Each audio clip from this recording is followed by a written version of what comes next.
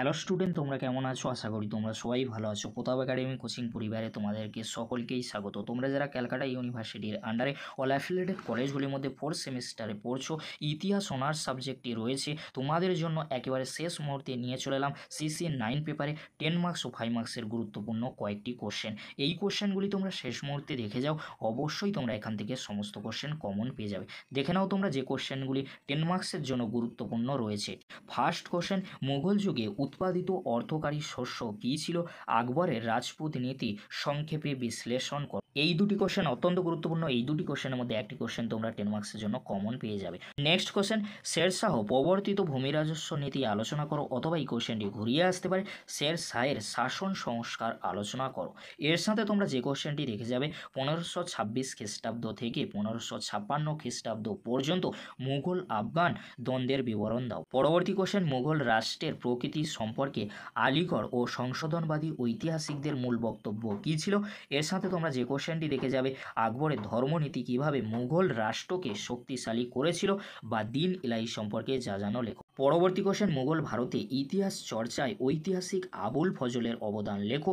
এর সাথে তোমরা যে কোশ্চেনটি দেখে যেতে পারো মুঘল সাম্রাজ্যের আঞ্চলিক সম্প্রসারণে আকবরের ভূমিকা কী ছিল। পরবর্তী কোশ্চেন, মুঘল যুগে কৃষকদের শ্রেণীগত বিভিন্নতা আলোচনা করো।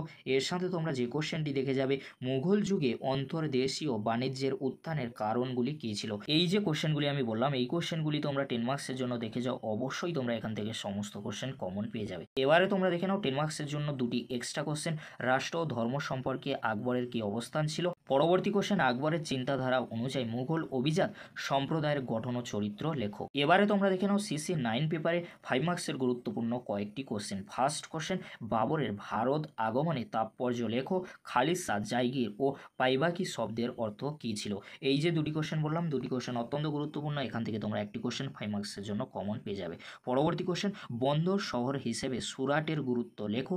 জাপ্তি ব্যবস্থার উপর টিকা লেখো। এই দুটি কোশ্চেন অত্যন্ত গুরুত্বপূর্ণ রয়েছে, তোমরা ভালো করে দেখে যাবে। পরবর্তী কোশ্চেন, মুঘল যুগে সুফি সিলসিলার বৈশিষ্ট্য লেখো।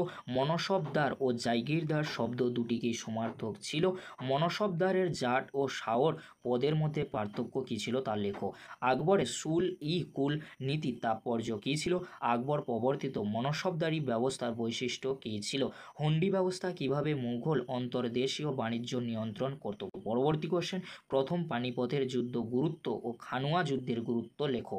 এর সাথে তোমরা যে কোশ্চেনগুলি দেখে যেতে পারো প্রথম পানিপথ অপেক্ষা দ্বিতীয় পানিপথের যুদ্ধ গুরুত্বপূর্ণ কেন। কাবুলিয়াত বা পাট্টা কি, এই কোশ্চেনগুলি তোমরা শেষ মুহূর্তে দেখে যাও, অবশ্যই তোমরা এখান থেকে কমন পেয়ে যাবে। পরবর্তী কোশ্চেন, মুঘল রাষ্ট্র চরিত্র সম্পর্কে আলীগড় ঐতিহাসিকদের মত কী ছিল। কোশ্চেনটি 5 অথবা 10 জন্য অত্যন্ত গুরুত্বপূর্ণ রয়েছে। পরবর্তী কোশ্চেন, ইতিহাস চর্চায় আবুল ফজলের অবদান লেখো। কোশ্চেনটি 5 অথবা 10 জন্য খুবই গুরুত্বপূর্ণ। পরবর্তী কোশ্চেন, খুদ কস্ত ও পাই কস্ত রায়ত বলতে কী বোঝো। এই কোশ্চেনগুলি তোমরা শেষ মুহূর্তে দেখে যাও, অবশ্যই তোমরা এখান থেকে 5 মার্কস ও 10 মার্কসের সমস্ত কোশ্চেনগুলি তোমাদের কোশ্চেন পেপারে তোমরা পেয়ে যাবে।